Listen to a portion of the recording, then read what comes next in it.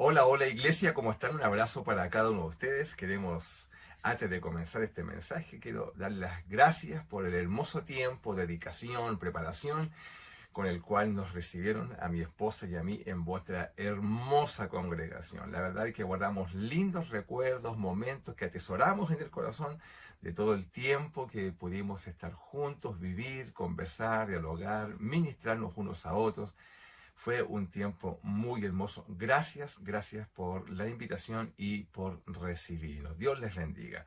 Bueno, estamos hablando de una serie de mensajes que dicen relación con doctrinas fundamentales, ¿ya? Y pienso yo que es muy bueno dialogar en relación justamente a una de aquellas que son fundamentales, a mi juicio, y que tienen que ver con la razón por la cual existe la iglesia. Podemos manejar las doctrinas, podemos comprender sus implicancias teológicas, etcétera, pero no nos podemos perder en la misión de la iglesia. La misión de la iglesia es muy clara y esto es expandir el evangelio de salvación, el evangelio de la fe en el Señor Jesucristo a todo el mundo. No es más ni menos. Esa es la razón por la cual la iglesia existe y quisiera compartir con ustedes algunas claves, algunas cuestiones fundamentales que guardan relación con la misión de la iglesia y cómo conectamos nuestra realidad, ¿no? La realidad de la iglesia, la realidad de lo que somos en esencia con aquello que debemos realizar. Bueno, la iglesia debe reunir condiciones, ¿ya? Y pienso yo que sería muy bueno dialogar en torno a ellas, que la iglesia pueda reunirse, conversar. Qué bueno es apartar tiempos como iglesia para dialogar justamente de aquellas cuestiones que son tan fundamentales y que dan sentido a la razón por la cual la iglesia existe. Bueno, si nuestra misión es alcanzar el mundo para el Señor, lo cual nos podría parecer muy grande como tarea, pero esa es la misión, entonces la iglesia debe reunir ciertas características, ¿ya? Y creo que es importante al cierre de este mensaje poder quedarse la iglesia un ratito, ¿no? Conversando sobre las implicancias que tiene lo que vamos a señalar. Para eso vamos a ir al libro de Hechos, ¿ah? Al glorioso capítulo 13, una maravilla, ¿ya? Donde el apóstol Pablo se relata una historia, ¿no? En relación al apóstol Pablo en sus inicios, cuando aún era Saulo de Tarso, un hombre de un impulso impresionante, de una conversión extraordinaria, pero que aún no vivía la experiencia de hacerse cargo de la misión, ¿ya? Porque una cosa es que nos convirtamos al Señor, ¿no? Y digamos toda la hermosura de la restitución, de la restauración, pero si no estamos comprometidos con la misión, entonces algo no está completo en nuestra experiencia cristiana. Bueno, el libro de Hechos en el capítulo 13, versículo 1 en adelante, dice que había entonces en la iglesia de Antioquía, habían profetas, maestros, uno de ellos era Bernabé, Simón, el que se llamaba Níger, Lucio de Cirene, Manaén, el que se había criado junto a Herodes el tetrarca, y Saulo de Tarso, que es el apóstol Pablo, ¿no? Dice que estos ministrando juntos, ¿ya? Ministrando al Señor y ayunando, el Espíritu Santo habló y dijo lo siguiente, dice, apártenme a Bernabé y a Saulo para la obra a la cual yo los he convocado, los he llamado. Y dice que entonces la iglesia de Antioquía, habiendo ayunado y orado, les impusieron las manos ya y les despidieron a la obra, ¿cierto?, de las misiones. Bueno, el primer punto que quiero compartir con ustedes en relación a las características que debe tener una iglesia para conectar lo que esa iglesia debería ser en esencia con razón a lo que debe hacer, bueno, es que esa iglesia debe reconocer la pluralidad étnica como base de la comunión. Mira qué importante es este punto. Una iglesia debe reconocer que existe una pluralidad en torno a la cuestión étnica, Y si nosotros pensamos por alguna razón, ¿no?, de que el Señor es occidental y además es chileno o piensa como chileno, algo no está bien en nuestro entendimiento respecto de cómo Dios observa el mundo. ¿Ya? Esta iglesia, la iglesia de Antioquía, que se lanza a la misión, ¿no?, que comienza una aventura extraordinaria que implicó el nacimiento de las misiones, como concepto, etcétera. Bueno, esta iglesia tiene una característica que la define como esencia, y que esta iglesia se fundó justamente en base a la diversidad étnica. Mira, si vamos al capítulo 11 de Hechos, el versículo 19, dice que los cristianos, ¿no?, habían sido esparcidos por causa de la persecución, ¿no?, que hubo con motivo de Esteban. Y dice que pasaron hasta Fenicia, hasta Chipre, y Antioquía, no hablando a nadie la palabra de Dios, sino solo a judíos. La iglesia naciente de Jerusalén todavía tenía esta cuestión de solamente pensar que el evangelio tenía que ver con una cuestión de raza, sobre los judíos. Pero había entre ellos, dice, varones de Chipre y de Cirene, los cuales cuando entraron a Antioquía hablaron también a los griegos. Y la palabra del Señor dice que anunciaban el evangelio del Señor Jesús a personas de otra etnia, ¿cierto?, de otro pueblo, de otra cultura, de otra tradición, como eran los griegos. Y dice que la mano del Señor estaba con ellos y gran número de ellos creyó y se convirtió al Señor. Los griegos se convirtieron al Señor. Y así es como nace esta iglesia, que después tiene un montón de situaciones muy interesantes de conocer, de evaluar, en razón de la cuestión de las tradiciones. Sin embargo, hasta este punto lo que podemos ver es que esta iglesia nace sobre la base de una pluralidad. Qué importante es comprender, ¿cierto?, de que la iglesia está conformada por culturas diferentes. Y cuando uno va al libro de Apocalipsis y puede ver cómo la iglesia, ¿no?, está reunida de todo pueblo, nación, culturas, tradiciones, y todos alabando al Señor, no deja de sorprendernos, ¿no?, de cómo Dios se nutre de los pueblos, y de todos los pueblos alaban al Señor en una unidad extraordinaria que es imposible que la política pueda producir. Sin embargo, mira cómo se produce justamente con el Evangelio del Señor. Tengo la bendición de haber estado en cultos maravillosos. Una vez estuve en una reunión donde habían cerca de 20.000 personas y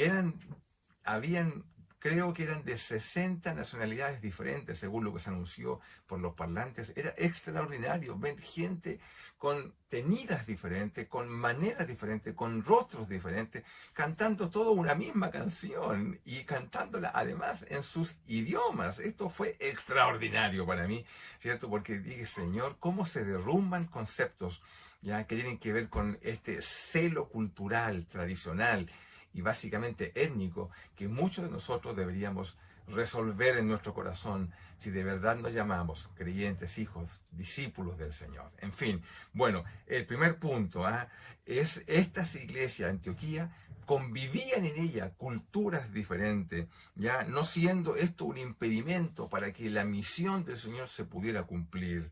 De hecho, había a lo menos dos, como acabamos de leer, dos culturas que eran absolutamente antagónicas en tradición, en maneras de entender la vida, en la conceptualización de las cuestiones de la existencia humana y de Dios mismo, ¿no?, como eran los judíos y, por cierto, los griegos. Mira qué interesante entonces es reconocer, la iglesia debe reconocer la pluralidad, ¿cierto?, étnica como base de la comunión entre ellos. Lo segundo es que dice que había entonces en la iglesia profetas y maestros. Y con esto lo que quiero señalar es que la iglesia debe reconocer la dotación espiritual que posee. Todas las iglesias están dotadas de personas, han llegado ahí porque el Señor las ha llevado ahí. Amada, amado, tú que formas parte de la congregación, tú estás ahí no por un accidente, sino que estás ahí porque Dios te envió a ese lugar.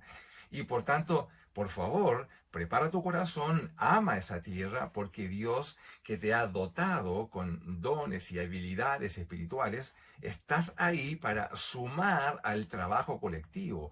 Y en las iglesias Dios se ha dotado para el propósito particular que esa iglesia tiene en el contexto en el cual se desarrolla.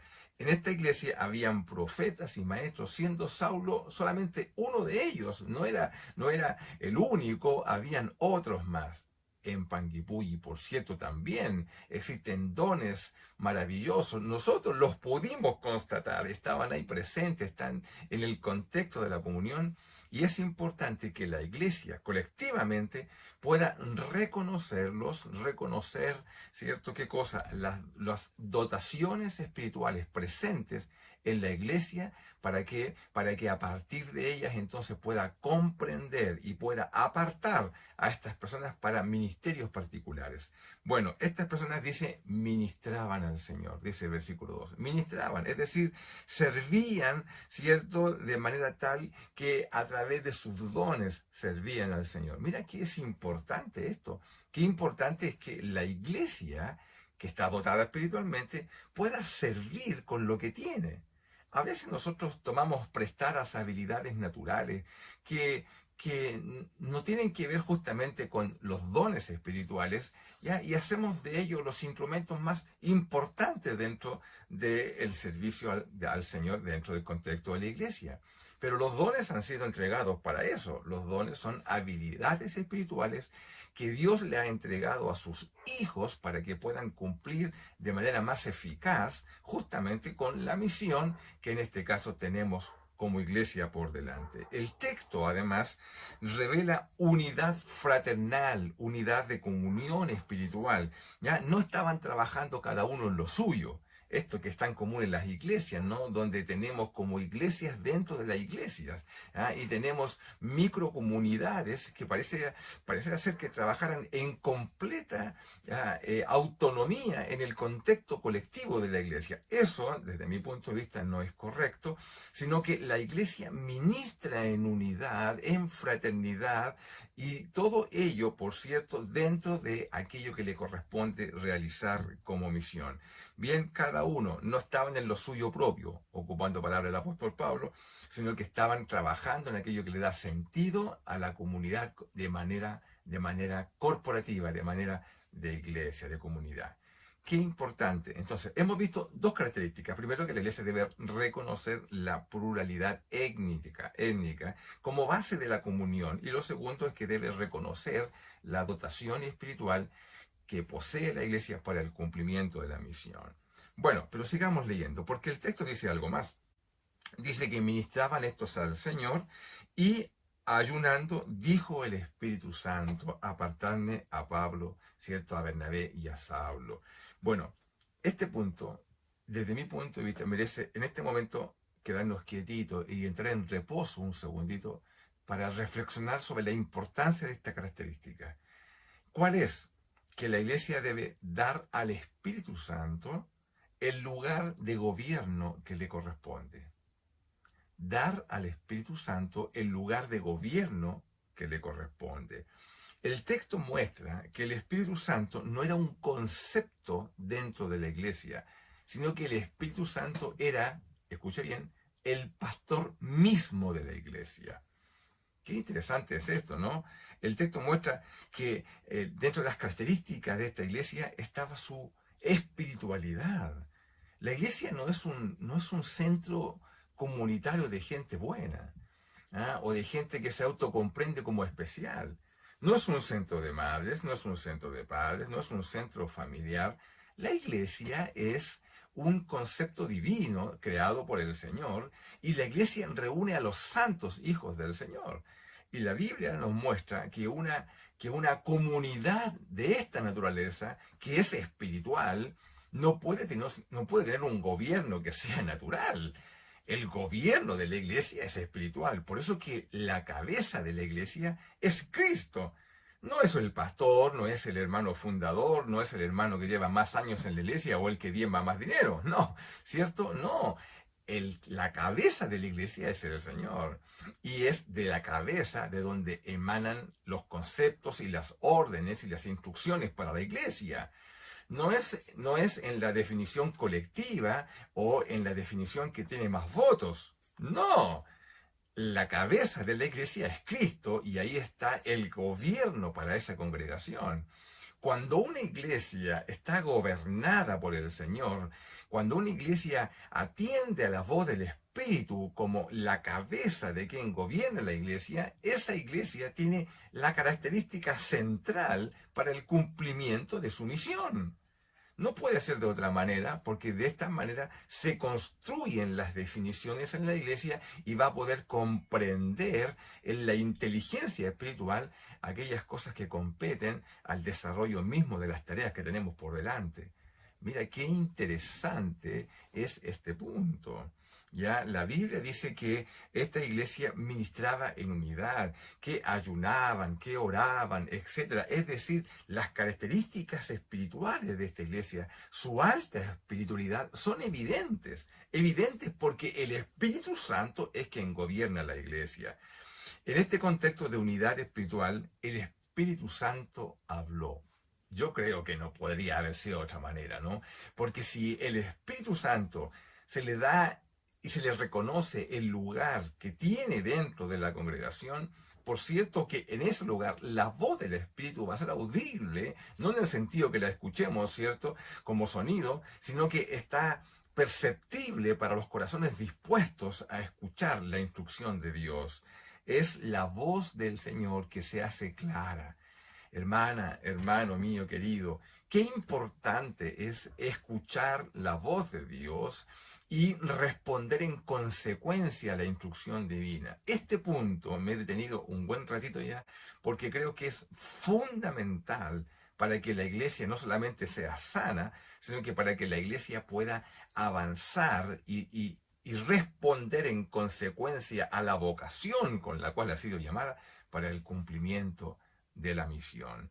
Creo que es fundamental y te invito, iglesia, ¿cierto?, a que reflexiones en este punto, en algún momento en que se puedan reunir con esas ricas cosas que ustedes preparan y tengan un diálogo respecto de cuál es el lugar que tiene el Espíritu Santo en la iglesia de Panguipulli. Amén. Muy bien, pero el texto sigue avanzando, porque dice que ministrando estos al Señor, ¿sí?, dice que, y ayunando, el Espíritu Santo habló y dijo, ¿cómo dice? Dice, apárteme a Bernabé y a Saulo. Una característica fundamental, básica de una iglesia en misión es que debe reconocer entre los suyos a los llamados, ¿ya? Pablo, cuando se presenta, creo que está en el libro de Romanos, permítanme, dice así en el libro de Romanos, dice en el versículo 1, del capítulo 1, dice, Pablo, siervo de Jesucristo, llamado a ser apóstol, apartado para el evangelio del Señor. Mira, una cosa es que todos estamos dotados espiritualmente, ¿cierto? Y somos llamados por el Señor. Tú tienes un llamado, querida, querido, tú lo tienes. Pero Pablo se presenta como llamado a ser apóstol, apartado, ¿cierto?, para el Evangelio. Una cosa es ser llamado y otra cosa es ser apartado. Y lo que hace aquí, ¿cierto?, la iglesia es que reconoce a los llamados que están en su comunidad y ¿qué hace? Los aparta para el ministerio, para la razón del ministerio. ¿Cuándo fue la última vez que la iglesia reconoció la dotación espiritual, como señalábamos, toma a los llamados, ¿ya?, y los aparta, es decir, los apoya ministerialmente para el cumplimiento de la misión? Si las iglesias hiciésemos esto de manera colectiva, de manera incluso nacional, nuestra obra sería una impresionante poder misionológico. Pero claro, las iglesias a veces están batallando en cuestiones que son mucho más básicas del Evangelio y no están avanzando justamente en aquello que le da razón a la existencia de lo que es la iglesia del Señor. Yo, desde mi punto de vista, cuando una iglesia está en misión, esa iglesia crece y va a crecer simplemente por pura gracia de Dios, porque está haciendo justamente aquello para lo cual fue llamada. Entonces, la iglesia, una iglesia para que tenga y pueda avanzar en aquello que le da razón, es que debe reconocer a los llamados en aquellos que son llamados y apartados ya para el Evangelio del Señor. La iglesia reconoce que en ella hay personas que son llamadas a una misión particular. Iglesia, aquí es donde tenemos que abrir los ojos. Tenemos que abrir los ojos espirituales, nuestro entendimiento, y reconocer en nuestra comunidad que Dios ha llamado y ha apartado a personas. Pero claro, estas personas a veces quizá están quietas, están tranquilas, esperando una confirmación del Señor, están orando en su intimidad, pero la confirmación, yo te aseguro que lo más seguro que no va a venir de una voz del cielo, sino que va a venir de tu propia boca, porque de tu boca va a salir la confirmación de Dios para esa persona. Es decir, Dios te va a usar a ti, querida, querido, para reconocer. Es aquí donde tenemos que dejar todas aquellas cosas propias de la naturaleza, del ego, ¿cierto? Y del orgullo a un lado, ¿ya? Y de los sentidos de competencia que existen y son tan propios en las comunidades, incluso de fe, para reconocer que Dios ha apartado en nuestro medio a personas para llamados particulares. Entonces, ¿qué tenemos que hacer? Apoyarlos, ¿ya? Porque la iglesia debe responder apartándolos. Yo insisto en esto, ¿no? Porque de temprana edad el Señor, a través de mi pastor, bueno, y de otras personas, fueron diciéndome cosas que a mí me producían un problema interior, porque significaba tomar definiciones. Ya recuerdo exactamente cuando una persona me dijo así, me dijo, Iván, me dijo, tú deberías venirte de pastor a nuestra iglesia. Y yo no hacía nada de eso, no tenía nada que ver con mi proyección de vida. Yo estaba en otra carrera. Sin embargo, estas personas fueron hablando a través de Dios a mi vida y fueron construyendo una convicción en mi interior y que daba razón, sentido justamente a aquello que era la esencia por la cual Dios me llamó a este mundo. Creo que es importante, querida, querido, que miremos en nuestro entorno. Cuando estuve con ustedes, creo que esto lo dije en varias oportunidades. A veces tenemos que abrir más los ojos y reconocer que dentro de nuestra propia comunidad hay personas que son llamadas y apartadas para situaciones que quizás ellos no están visualizando, pero que tú puedes estar visualizando porque tú estás en oración y estás escuchando la voz del Señor. Amén. Bueno, pero no solo debemos reconocer a los llamados, como acabo de señalar, sino que tenemos que apartarlos y enviarlos. Mira qué interesante, ¿no? Porque esto significa comprometerse con ellos. No solamente está el deseo, el buen deseo, sino que la iglesia se transforma en un soporte, en una plataforma para catapultar a nuestros hermanos. Amadas, amados, mira, yo siempre le digo a mi iglesia, si yo he llegado a hacer algo en lo que he venido a hacer y algunas responsabilidades Dios me ha permitido ejecutar en distintos contextos y en distintos lugares, eso no es gratis, ni tiene que ver conmigo, tiene que ver con porque soy parte de una comunidad. Es la iglesia la que da el soporte para hacer esto. No te mueves solo por la vida, te mueves porque tienes una iglesia que te da soporte. Qué importante es la comunidad de la iglesia que te da soporte y que te envía y que ora por ti y que te envía la ayuda cuando la necesitas, es decir, la iglesia en el concepto del Señor. Amén. Pues bien, entonces, esta iglesia lo que hace es que, habiendo ayunado, dice, y orado, les impusieron las manos. Mira qué interesante. Aquí está, en la imposición de las manos, vemos el gesto simbólico de bendición. Amado, amada, estamos contigo. Ah, y además un símbolo de consagración. Te estamos apartando para que te consagres para el ministerio. El acto permite asegurar, ¿qué cosa? Soporte de comunión de aquellos que quedan, y también soporte para aquellos que son enviados. ¿Ah? Todos participamos. Algunos van, otros se quedan. ¿Se quedan para qué? Para orar, para sustentar, para financiar, etcétera. Qué importante, qué lindo es cómo Dios conceptualizó todo esto y nos permite ver de que todos somos importantes en la misión de Dios. Ya, tú, amada, amado, que a lo mejor dices, pero yo ya soy avanzado en edad, mira, estoy pensando en alguno de ustedes en este momento y dirás, wow, pero ¿yo qué puedo hacer si ya no tengo las fuerzas para moverme? Pero tu oración, querida, querido, es tan fundamental para el ejercicio de la tarea, para hacerle frente a las problemáticas, al enemigo que se va a querer levantar contra nosotros. Querida, querido, no doblegues tu tiempo de oración, bríndalo al Señor para aquellos que han sido apartados, para ahí donde quizás tú no puedes ir, pero sí puedes ir en la oración. Bendito sea el Señor, amén. Pero nos queda una más, ya, porque dice y se desprende, ¿ya? No está escrito el punto en estos 3 versículos, pero se desprende de todo lo que aconteció en el antes, en el durante y en el después. ¿Cuál es? Que una iglesia, una de las razones, ya una de las condiciones básicas para el cumplimiento de la misión, es que la iglesia debe amar a las naciones y debe partir amando su propio pueblo, su propio pueblo. Desde su mismo origen, Dios bendijo la pluralidad étnica de esta iglesia. Es decir, la preparó en el corazón para amar la diversidad étnica.